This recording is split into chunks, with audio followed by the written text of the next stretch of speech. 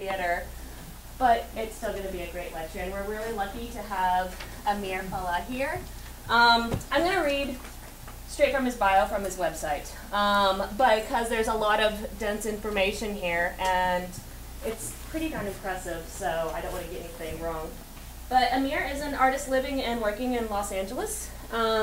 When he isn't in the studio painting, he's busy publishing Beautiful Decay, which many of you might have heard of, an art and design publication.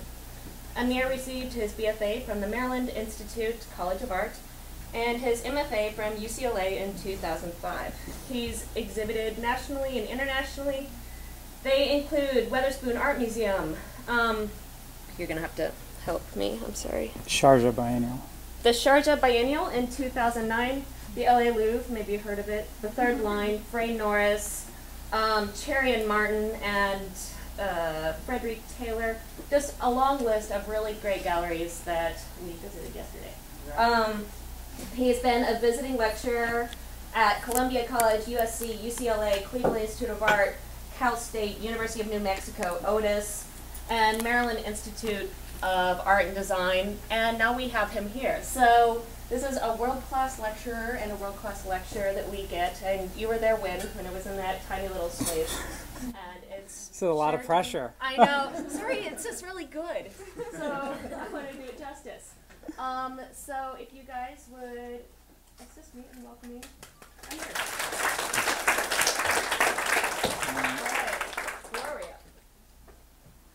Hi guys, thanks for coming. All right, I think we gotta wait a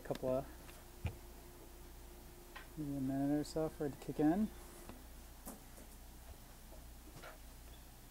Well, while that's warming up, I think that's working. Yeah, okay.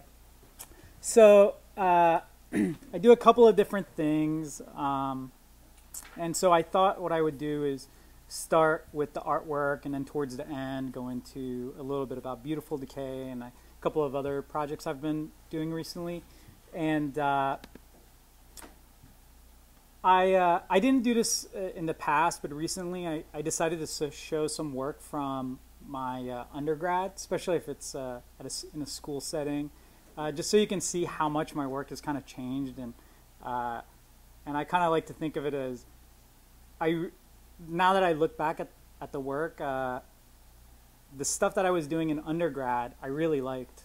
And I think there's still some interesting stuff happening in there, although it wasn't very refined. And then I went to grad school, and although I enjoyed it and I wouldn't have traded it for anything, it really screwed with my head. And then I feel that just in the last couple of years, I've kind of gone back to normal.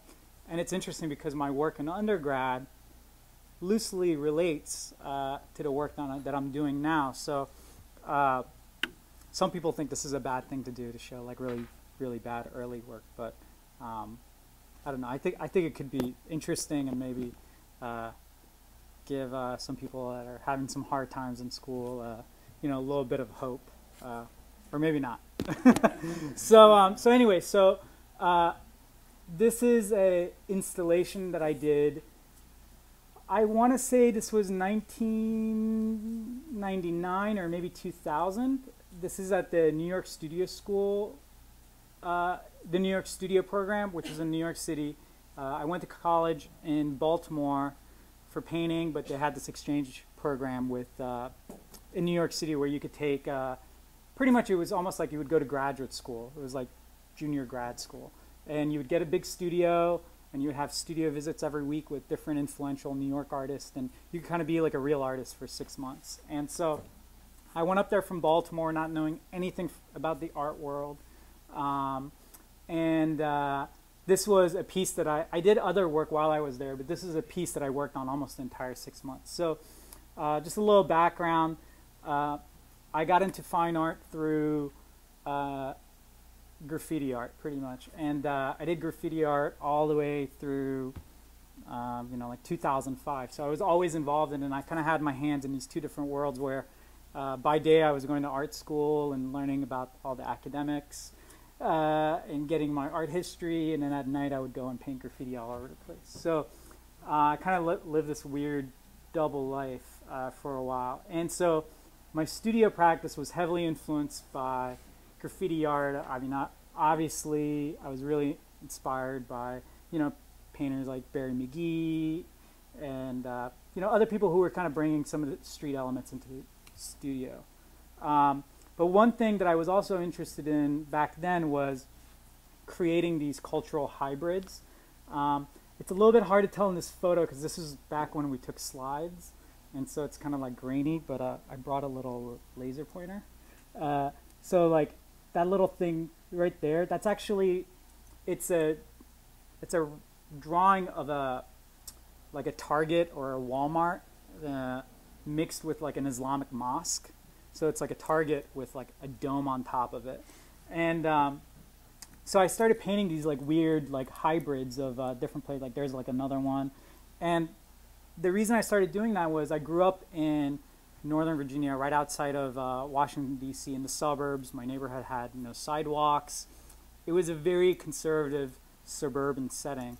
But I was really into all the stuff that was happening in the city. So I was interested in punk rock and graffiti art and skateboarding and all these, you know, subculture things that were happening outside of where I lived. So I wanted to combine some of those elements with some of the cultural things that were in my life. So being someone that's Iranian but growing up in America, there's all these like weird cultural, you know, you kind of turn into this cultural hybrid where you're not really American and you're not really Iranian. You're kind of this weird mix. And so, you know, in America, I never feel fully American, but in Iran, if I went to Iran, I wouldn't feel Iranian either. So these shopping center mosque buildings were kind of like these combinations of these two cultures kind of colliding and me trying to force them into each other. And then there was like other areas like that little thing. It just looks like a blob in the photo, but there's these, it's text and it's written kind of like in a graffiti, like kind of tag style, but it's phonetically sounding out Farsi. And also the content is lyrics from various punk rock bands. So like, you know, I was really into this band, Minor Threat. So a lot of the lyrics are like Minor Threat lyrics, but they're phonetically sounded out in Farsi. And part of the reason that I did that was I wanted to create my own language that was like a literal hybrid of all my interests and all the influences in my life. So it was a language that only someone who knew something about graffiti and could kind of like decipher the letters could read. But then they would have to also be Iranian to like be able to phonetically sound out the letters. And then to get what the lyrics meant, they would have to kind of be influenced by punk rock or know about it or know who the band is. So it was just a way of me making a language. So this is the work that I pretty much got into grad school at UCLA with. And so I did a bunch of these. This is the first piece that I did in my studio at UCLA, and it's a timeline of every girl that I had ever dated until that point. So it starts here, and it started like first grade, like literally my first like 2-day crush that I had, and it went this way, and it went into this little hole, and it came out that one, and it kind of spewed onto the ground, and it ended with "Love Can't Save Us Now." And so like you can see there's a name, Orietta, right? So her name is also here because I dated her twice. This is when I was 14, and then this is when I was 21. And so I had this really big, messy breakup right before I got to UCLA, so that we're here. And so all my artwork was about this like failed relationship, you know. So all the work was always really personal. It was always about me and my experiences. You know, even though, you know, I was in my 20s, it still had this kind of like teen angsty kind of vibe to it. And I remember I had a studio visit. It was a group class with Kathy Opie. And if you know her work, you know, it's dates with human sexuality. And there was like a lot of like, the class was like me and like 10 ultra feminist girls, and they came in and looked at this and they all thought I was completely nuts. And you know, we got into this like for me, this was just like a way of me dealing with this relationship. But all the girls started talking about the female gaze in art history and what it meant to the work, and you know, and a couple of them said that it looked like a mural that like a crazy, like obsessed, like stalker would make. But in my eyes, it was very innocent. It was just like me making this record of all these relationships, you know. So anyway, so this is what I was making when I first got into grad school, and by the time I got out of there, the work had changed drastically. And the reason it did that was the UCLA program is it's very open and free, so you could make nothing for 3 years and get a degree and have straight A's. So in that way, it's easy, but then it's got this huge history of all these successful artists that have graduated from it, and you got, you know, John Baldessari and Kathy Opie and Larry Pittman coming into your studio and giving you their 2 cents. And, you know, like I'm like a young artist. I was very young when I was in grad. I was like 22. So, you know, I was like, I don't know anything. These people know everything. And if they tell me to do something, I'm going to do it, you know? And so I really couldn't like stand up for my work because I was like, what do I know? You know, if John Baldessari tells me don't do this, I'm going to listen to him because he's John Baldessari. And so by the time I was done, I was making these really, really minimal paintings of rooms with piles of rocks. Like literally, that's... And like literally every year during those 3 years, I just kept ripping stuff out of my work. You're like, you know, like I took the text out because some people had problems with text, and I took, you know, some of the more overt references to graffiti out because, you know, some people had problems with that, and I almost couldn't defend my own work, and so I just kept reducing and reducing and reducing, and I ended up with these rooms, and to me they were these like psychological spaces. The rooms were, like here's another one.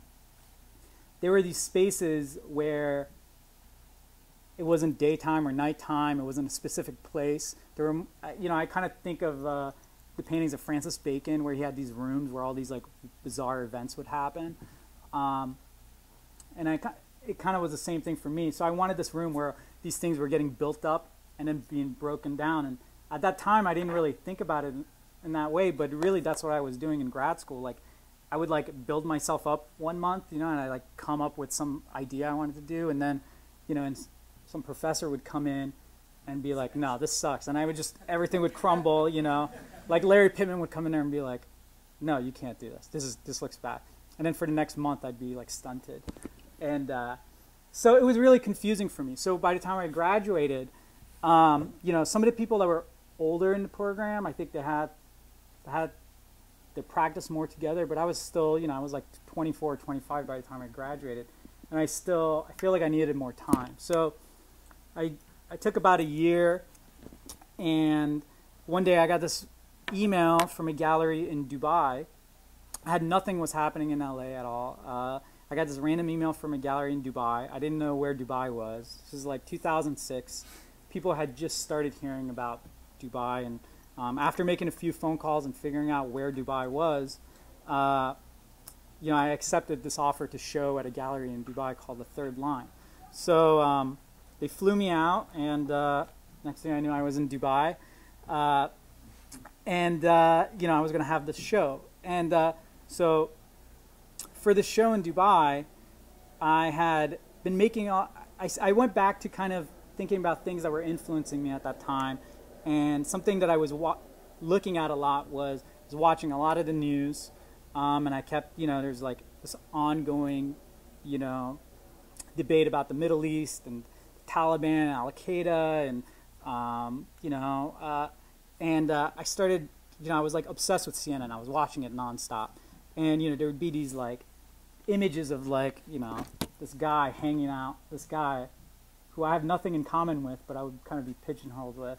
And he's like hanging out in this weird cave, or, you know, bombs going off in these like mud huts. And I was also like watching all these documentaries about like slums in India and favelas in Brazil, and something was attracting me to images like this. And I just realized this right now. I'd never thought about this before, but this actually really relates to these paintings where things are kind of like in piles and rubble.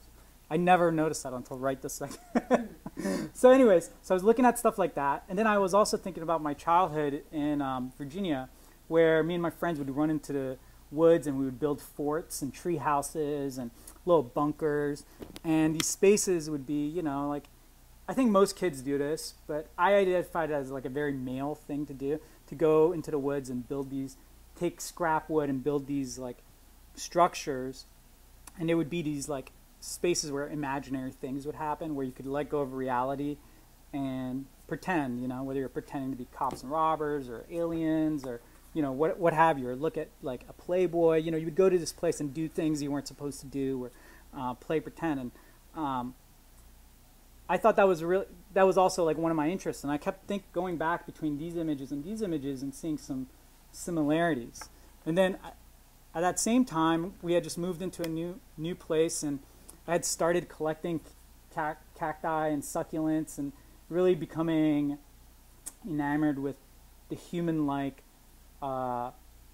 nature of these plants. Because if you're from the East Coast, you know, we don't, you know, they die in the winter. So I was used to like rose bushes and, you know, just regular boring plants that don't really have any personality to me. So I never had like a green thumb or anything. I never cared about plants, but I started collecting these like cactuses and things like that. And so I just took these 3 different things that I was kind of interested in, you know, and kind of taking photos of, and I started combining them in my paintings. And so I came up with this work, which was, I started painting these imaginary like little huts or tree houses in these desolate landscapes with these, you know, like cactus plants. And there was never figures in the paintings. It was always, the plants became kind of placeholders for people. And they were also influenced a lot by Persian miniature paintings and the way that they kind of tilt upward, and the perspective is kind of like messed up and it's stacked instead of receding back. And also like with these borders, which you'll see in a lot of my paintings. So there would be these decorative borders that would weave in and out of the paintings. And the borders were something that I saw when I was looking at this book about the history of Persian miniature painting. And in this book, it said that these decorative borders on Persian miniatures were supposed to be these portals or windows into the narrative of whatever the artwork was, you know. So if it was like a scene with some guys battling, it was supposed to be this like literal window into that world. And to me, that kind of related to contemporary painting, where, you know, the canvas's edge is where the illusion of the image ends. And I kind of wanted to bring the viewer's attention to the edge of the work, because where most paintings and drawings kind of fade and the story's supposed to, you know, go on over here, I was never interested in making images that kind of continued forever. I wanted to cram every single thing that was in the painting, that was important in the painting, onto the surface. And I just wanted you to focus on that surface and not let your imagination go to some other place. So here's another painting. So this one's more like a still life. I kind of think of this as more like a classic portrait of the plant, and this one's more like figure in the landscape. And this work is all on canvas, but it's paper mounted to canvas and painted on top. And it's acrylic, it's watercolor, it's ink, colored pencils. It's a whole mixture of things. So after a while of doing these paintings, I wanted to do a large sculpture, but I had a loose idea that I wanted to do some sort of fort similar to the images in my paintings. I just wanted to recreate these like structures that I made when I was a kid. And so I had the opportunity to show at LA Louvre, and for a group show called Rogue Wave, and I built this, which it's roughly 16 feet high, plus another 12 feet if you count the flagpole. And it's kind of like the self-contained little hut or house or shack. And the outside is painted camouflage, and the inside is fluorescent orange, so kind of like a hunting vest. And then the front of it, I don't know if you can tell with the glare, but there's actually a piece of plexi. So there's actually like a piece of plexi right here that covers the front. And I did that because I was thinking a lot about like Joseph Cornell's boxes, you know, as like little dioramas. And I didn't want it to be an installation. I wanted it to be a massive object. So I didn't want the viewer to be able to interact with going inside or poking around. I wanted it to just be this large object. And it's also playing off the idea of a terrarium, which relates to like the cactuses. You know, they're like these self-contained habitats. So that's why there's that hole in the ceiling.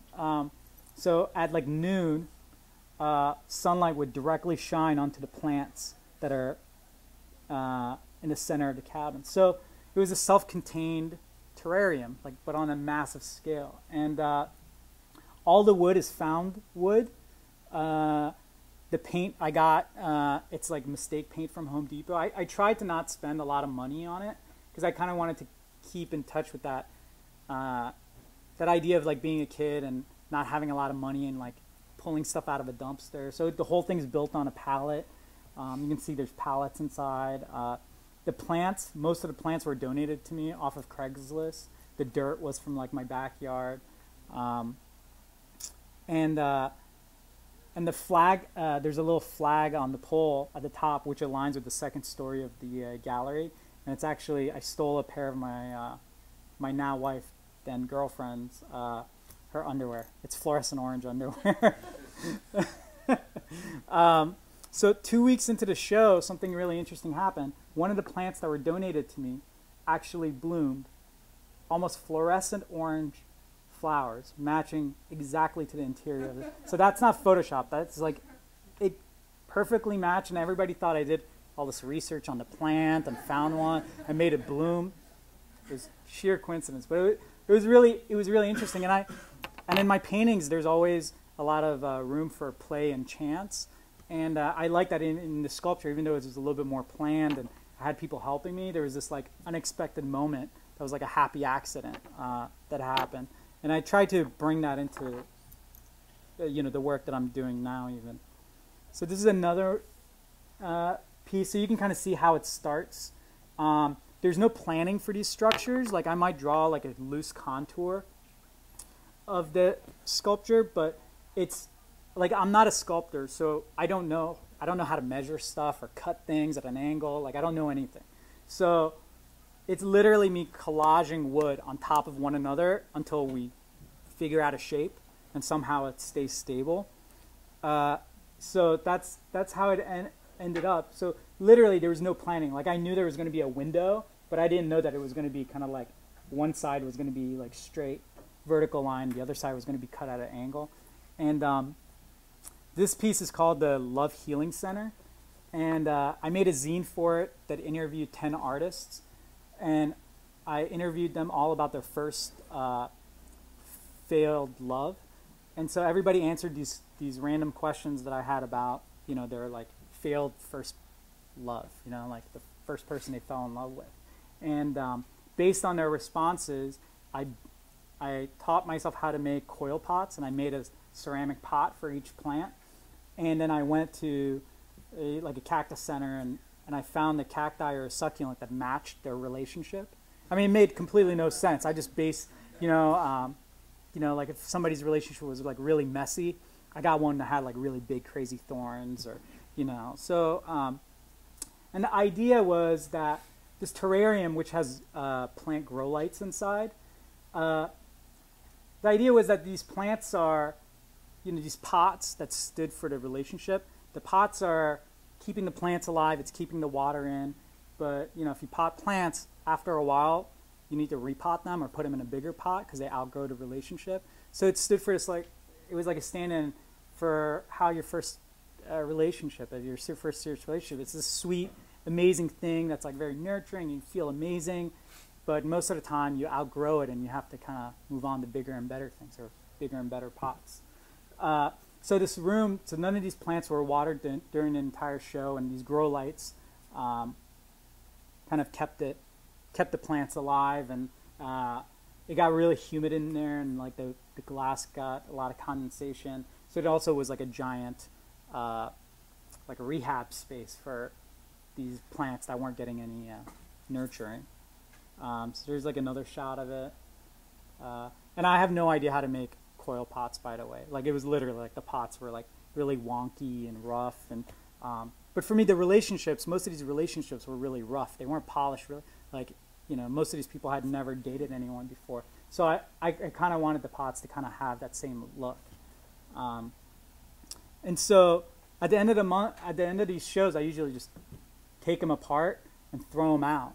You know, I throw out all the wood. Maybe I save some of the planters and reuse them. Maybe I save a couple of 2x4s, but it's really hard to sell things like that. So they're just up for the duration of the show. And so when I was taking this apart, I took this photo on the left. When I took it back home, I was like, hey, there's something interesting. Like, I started thinking about how I was building these structures and how I'm literally collaging found wood that had some paint on it or had some marks on it. And I had the idea to maybe start incorporating collage into my paintings. So this is the first painting that I made inspired by that process. And so this has remnants of old paintings, you know, failed paintings that, you know, I never showed. So like this white pattern. This is a piece of paper, like a giant sheet of paper that I painted that pattern on. And there was another painting underneath it. There's all these different elements from other paintings. So I started taking that, even though I was primarily a painter, the sculptures informed the paintings. And I started using that same process in a 2D manner. So like the flowers on that plant are little cut pieces of paper of another painting that had like a big swatch of green on it. And again, this is built really intuitively, very quickly. And again, it's paper mounted to canvas. So, and there's all sorts of stuff from ink to watercolor to mylar. Here's another painting from that time. So the paintings started turning into these like imaginary still life / forts. You know, sometimes they would look like these pedestals. Sometimes they look like these structures. And you know, it was like the paintings and the sculptures really started melding together. And I went back to Sharjah again. I'm sorry, to Dubai for a art fair. And when I went there, this is like at Dubai's height. So literally, this is just on the freeway, and there was so much construction happening there.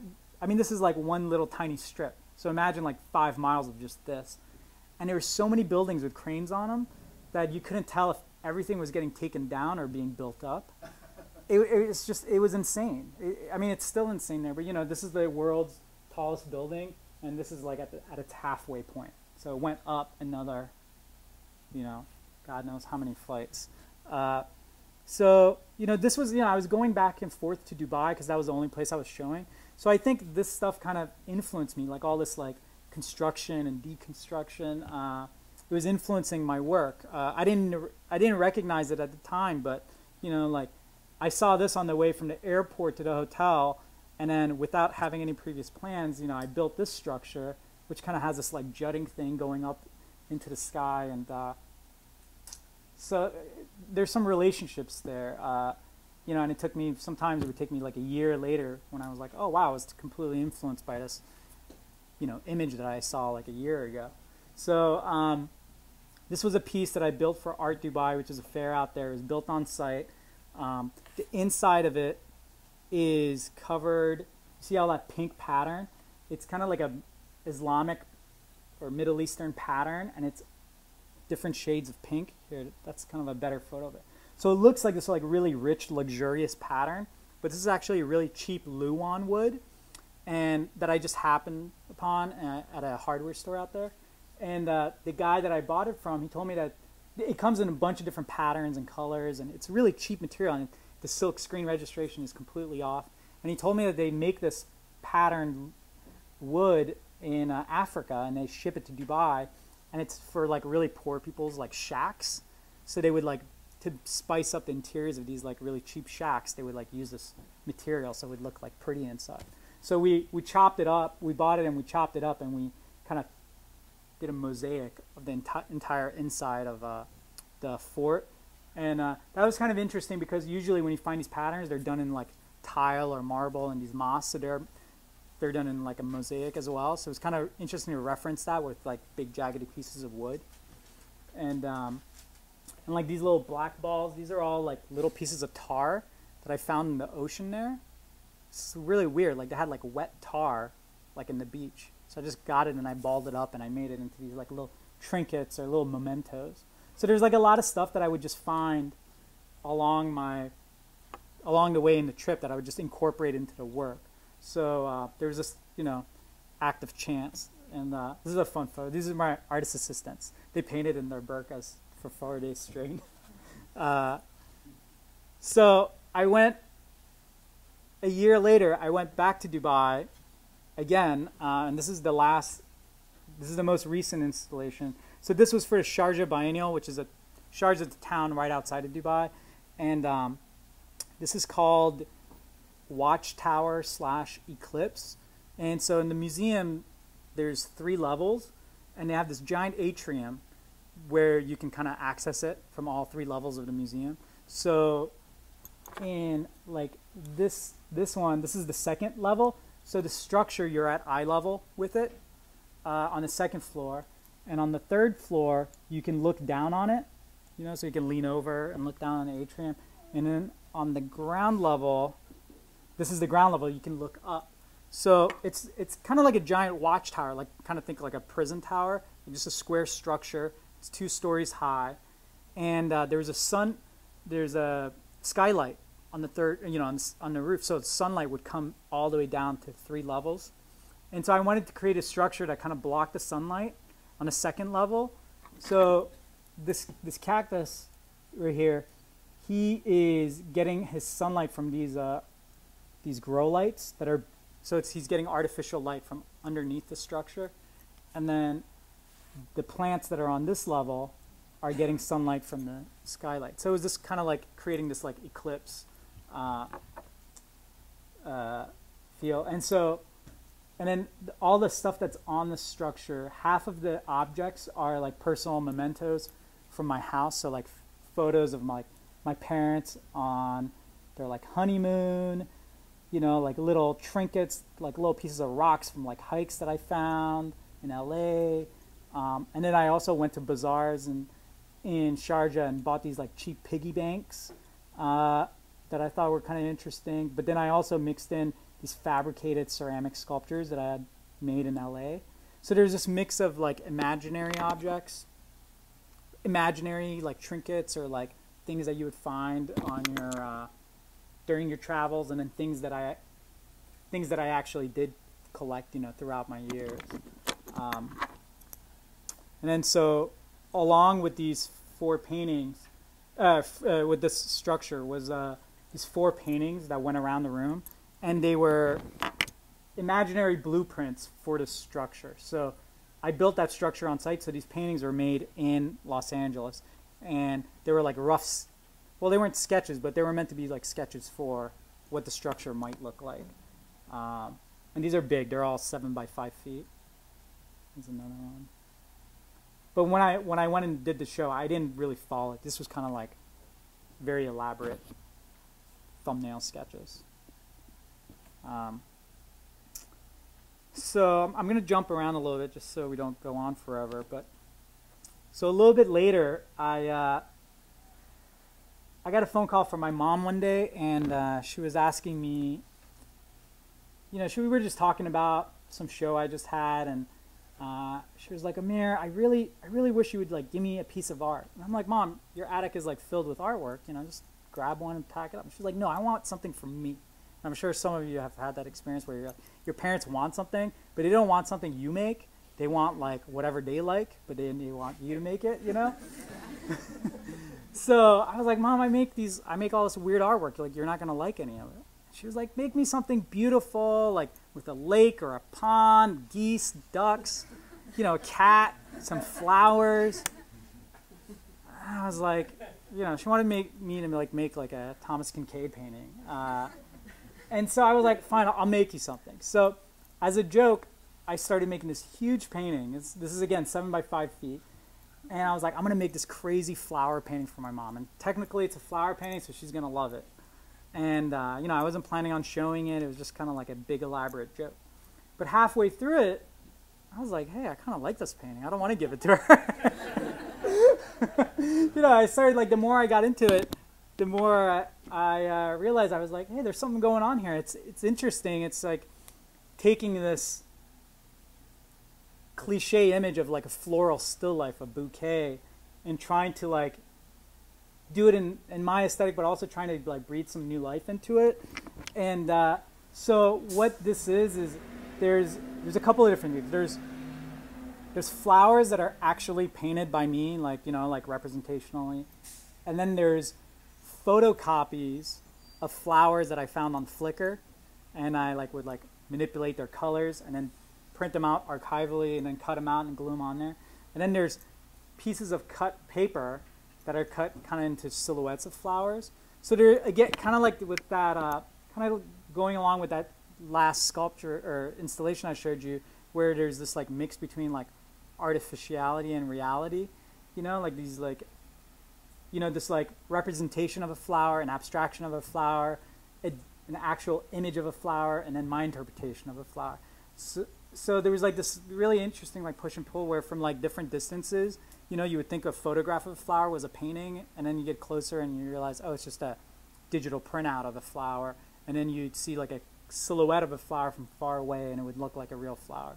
So, you know, there was this like interesting push and pull happening.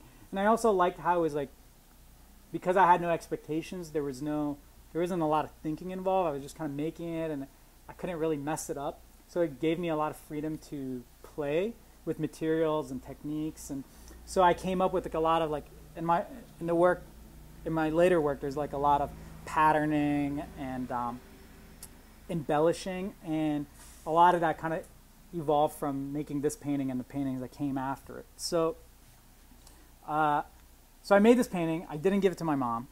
I'm terrible. And I decided I was going to show it at a show. And I showed it, and it's called the Ultimate Mom Painting.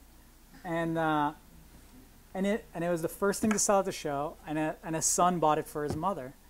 And then I had a smaller version, and he bought that one for himself. So I was like, you know, and there was like literally a swarm of like, you know, old ladies.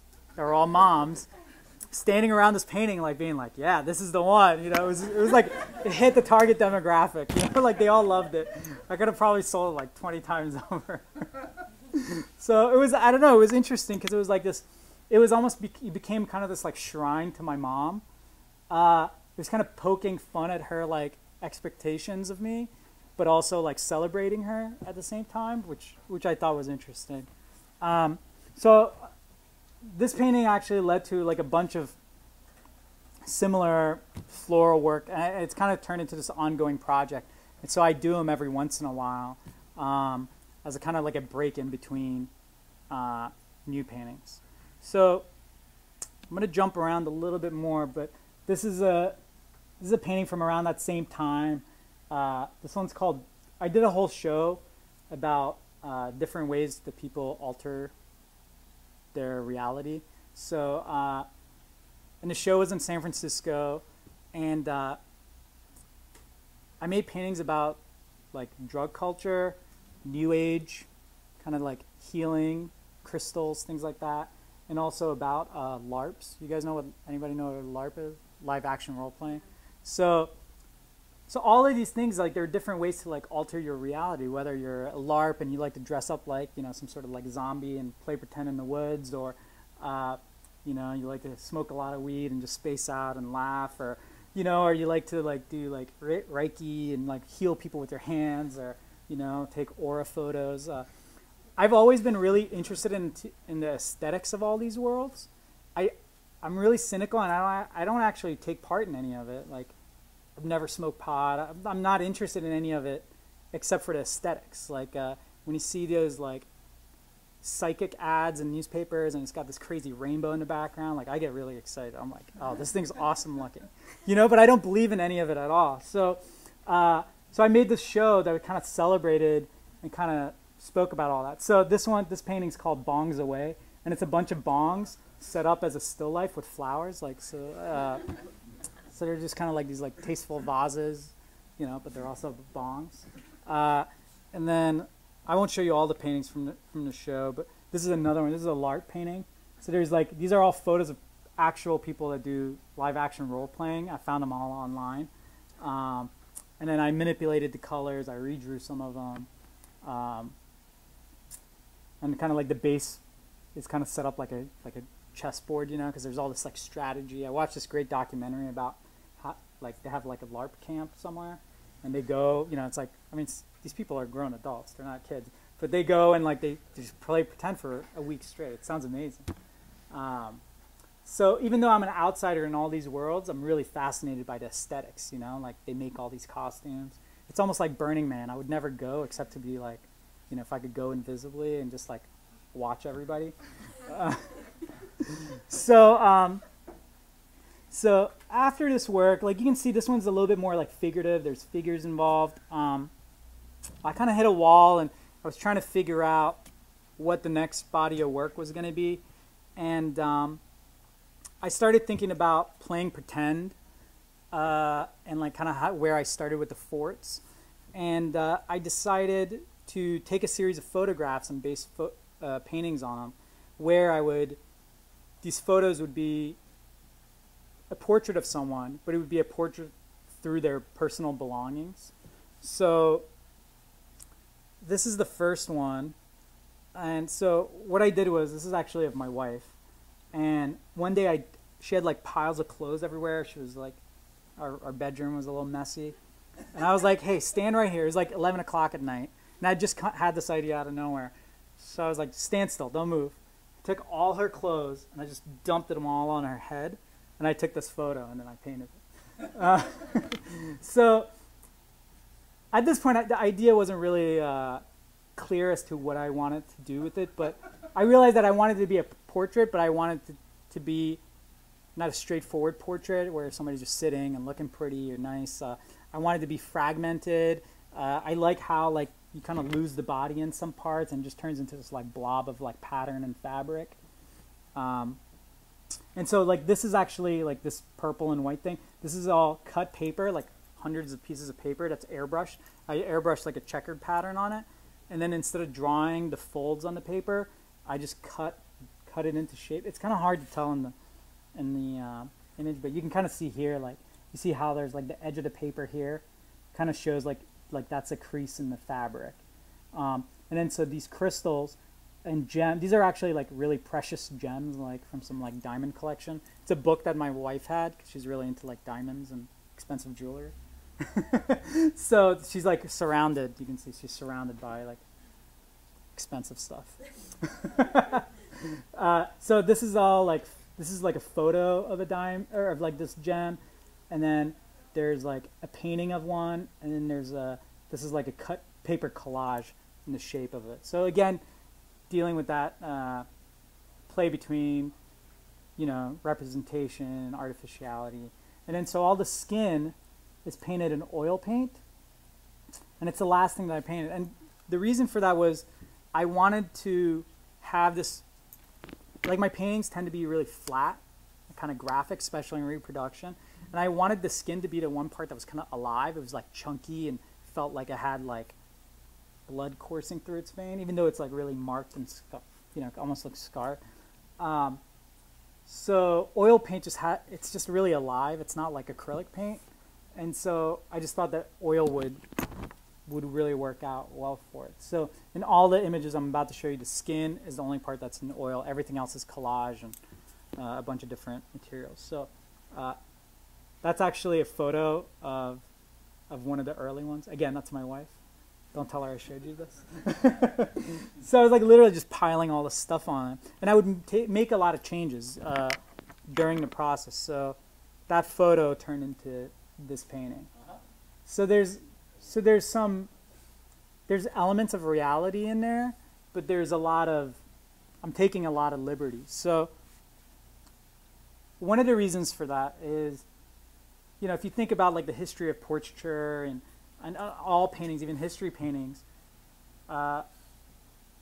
it's, you know, like at a certain point the artist wants to kind of make the image a good image and not necessarily be subservient to the original image. So the black in this, you know, this black robe, I just didn't like that black robe.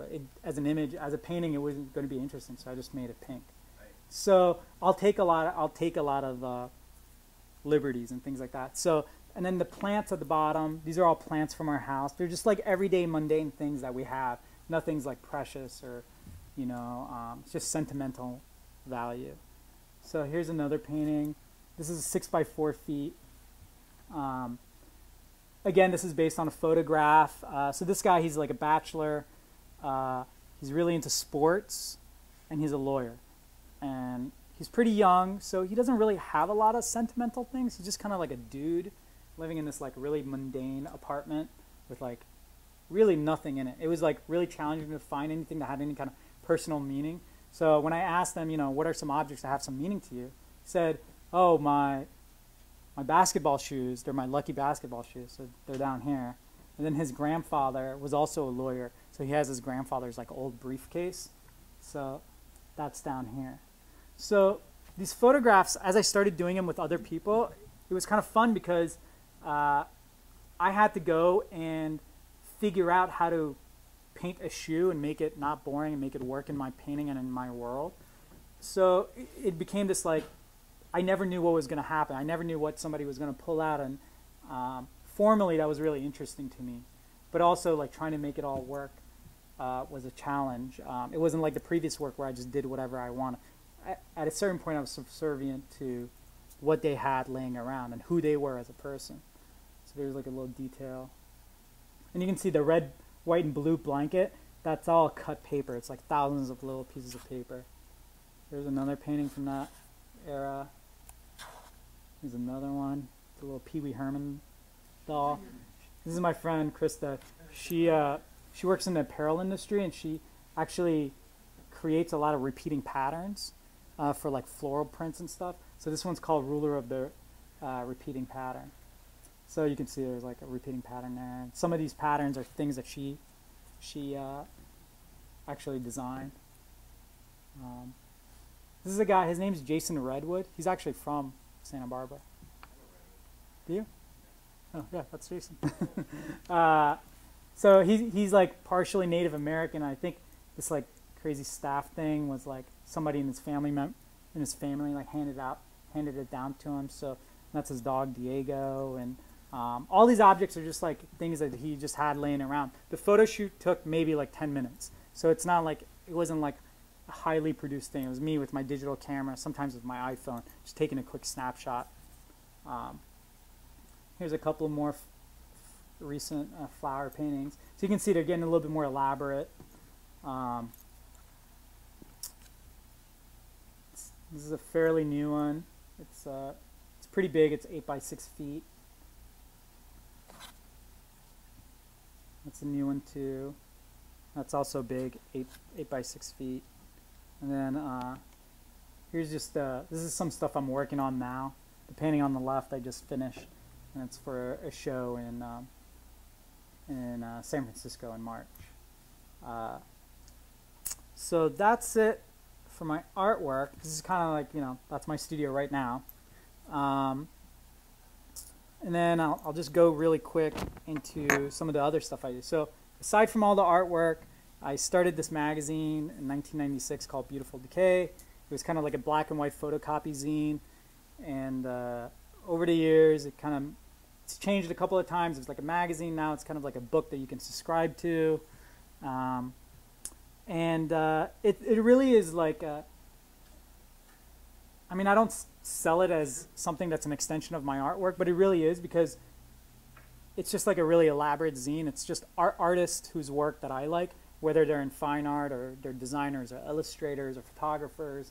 It's just a work that influences me or that I'm interested in. So there's no editorial meetings. There's no, you know, like I get to pick what's in it. So it's a very self-serving project, but it's gotten, you know, a little bit of popularity, and people kind of decided to subscribe to it and follow it. So it's kind of gotten bigger and bigger over the years. So we have an online website where we feature artists, I think like 5 or 6 times every day. And it's just been this ongoing project that I've done while I've been, you know, working on my art career.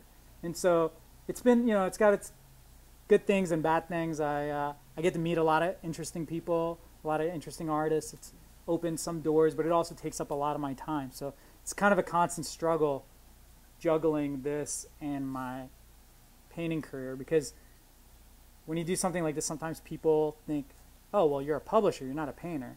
And for me, it was never like that. I didn't have a business plan or anything like that. It just happened that this turned into, you know, a real thing that could, like, you know, so instead of teaching or working for another artist, you know, I do this on the side.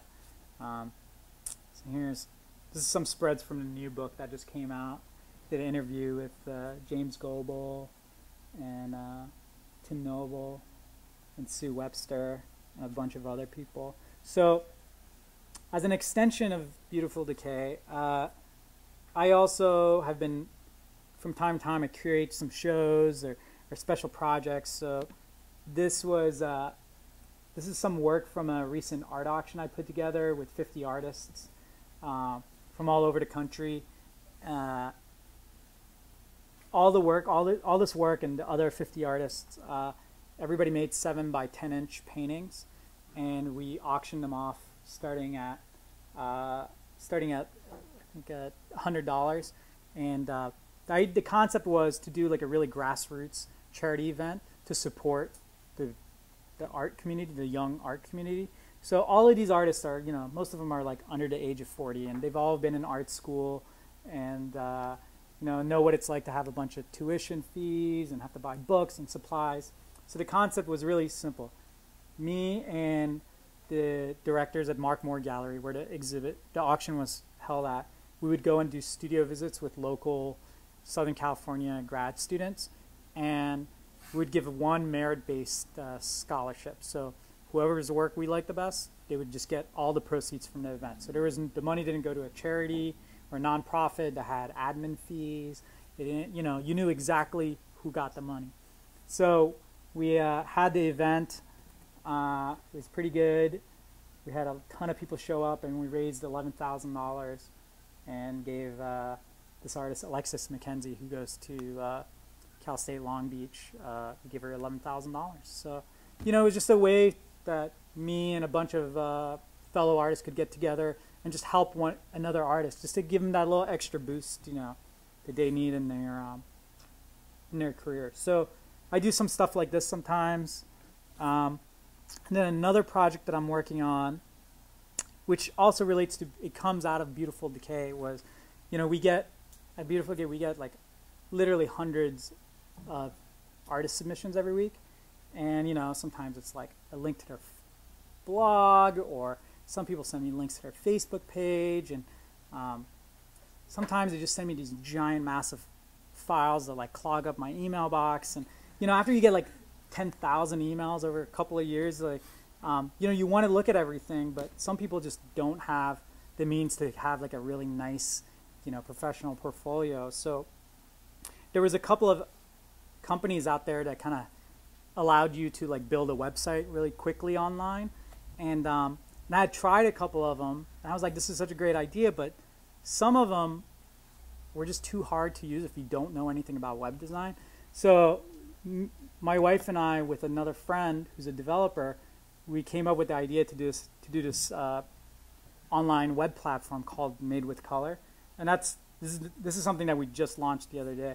So pretty much it's an all-in-one website builder. So you can go on, you pay, it's for like the same cost of like hosting a website, like just a domain hosting, and you can put together a website literally in 5 minutes. So I have my own personal site on there, and literally 5 minutes I put it together, and you know, and it looks professional, so that like if you have to contact a gallery, or you need to send a link to an editor at a magazine or whoever, you know, you can you can have something that looks legit, and it's not like a link to your Facebook page where it also has photos of you like partying with your friends.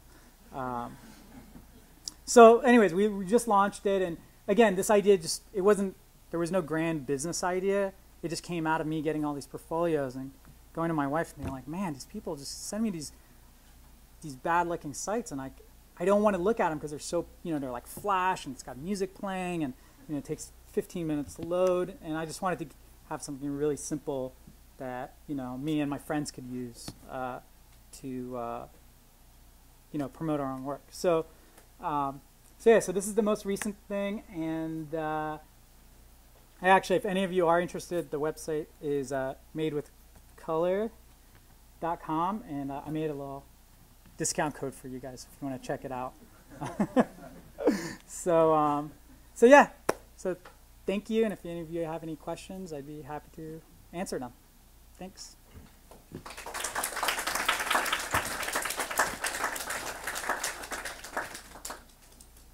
we have a couple minutes. We'll just open it up to questions. And Gloria, could you get the lights again? What was that code? Oh, Oh. sorry. Give me a second. I'll pull it back up.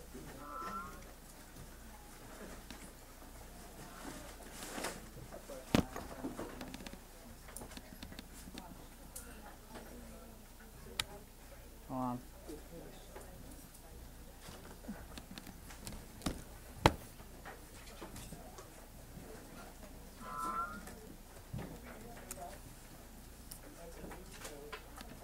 Also, for those of you who might be leaving, I did late post Professor Bates' sign-up sheet on the door there near Nathan.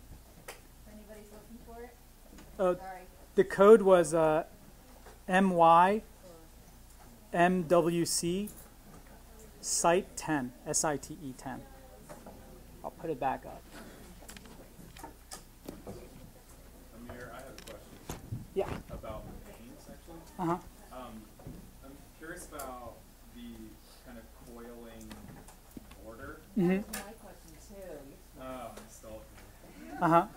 The almost neon kind of coiling border. Mm-hmm. And just as we're kind of going forward in time, I noticed that the border starts to kind of emerge forward Right. to the foreground Mm-hmm. and is kind of cutting into the composition more, whereas before it obeyed almost the frame of The reference, edge, like right. a Persian miniature.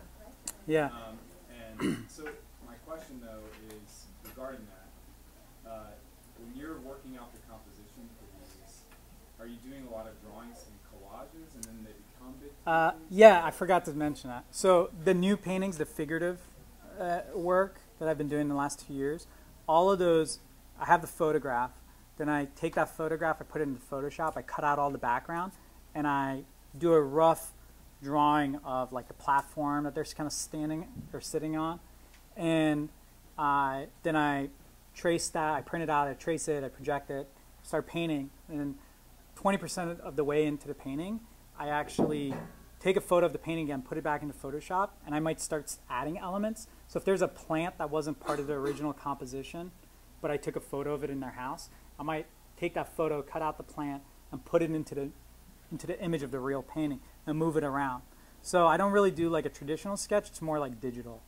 And that's kind of based on just doing the magazine. I'm just really comfortable on the computer. So anyway, so that's how I do that. But then the border is usually the last thing it's like one of the last elements I do. And I started breaking it, making it kind of weave in and out.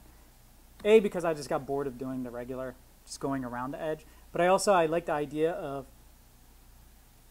deconstructing the border, but also having it be this like visual guide for your eye to go in and out of different parts of the painting. So I kind of think of it as like a roadmap of where I want you to stop, you know, and also it helps me to push elements forward and push things back. And I recently, in one of the last painting images of the studio shot, I started incorporating text into the paintings. So there's these letters. They're pretty abstract. So it actually goes back kind of like what I was doing in undergrad, where there's like typography and graffiti in there. So there's these letters, and I'm having some of the letters float on top of, like, let's say my shirt. There'll be a letter floating right on top of my shirt with like a shadow. You know, it doesn't make sense in reality. Like that letter doesn't exist.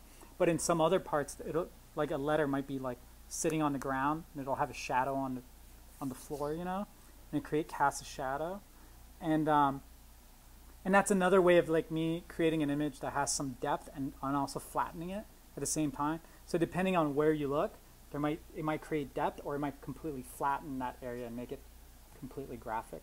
I don't know if does that make sense? Yeah. Yes. Do you have ongoing contractual relationships with some galleries, and can you describe how that developed? Yeah. So I'm represented by the Third Line which is in Dubai, which is that first gallery that I started showing with. So they've been great. Like I said, when I first started, I didn't have any options, and you know, they were the only person that contacted me. So I was like, what do I have to lose? But since then, they've gone to become like the biggest gallery in the Middle East, and they do really well. And you know, yeah, it's been really great. So I work with them regularly, and I have a couple of shows coming up with them. So they're great. And then I also work with a gallery in San Francisco called Frey Norris, which is where I'm going to have my show in March. So yeah, I work with those two galleries. I've worked with different galleries. You know, I've shown with some galleries in New York and in LA, and you know, sometimes they go out of business or they change their programming, or I'm not happy and I leave. I mean, you know, it's hard. You know, it's like getting married to somebody. So when I was younger, I was very eager to show with whoever would show me, and I would just kind of roll the dice just because I wanted to show really bad. And as I've gotten older, I've realized I want to be a little choosy, you know, like, because it's a relationship, and if the relationship falls apart, it's really messy. So you really don't want to commit unless you're really in love. So, yeah, I mean, I think that's a really good way of explaining it. It's if I could give any advice to anyone like that's like right out of grad school or ready to show, I would say it's much better to slow down and do a bunch of group shows, even if they're at alternative spaces or nonprofits, than to just jump headfirst into like a long-term commitment with someone, because usually it doesn't go. You know, like the first show I had in New York was at a gallery where when I showed up with all my work, the first thing the dealer said to me was, what collectors do you have in New York City? And I was like, I just came from LA. I don't have any collectors here. I'm fresh out of grad school. Why are you, that's a question I should be asking you, you know? And like, that's when I knew I was in trouble. And it was like terrible, you know? It was just, so I, you know, and my gut, you know, and I had some reservations about going into that relationship, and I should have just listened to my instincts and just been a little bit more patient. So, yeah. Okay. Thanks a lot.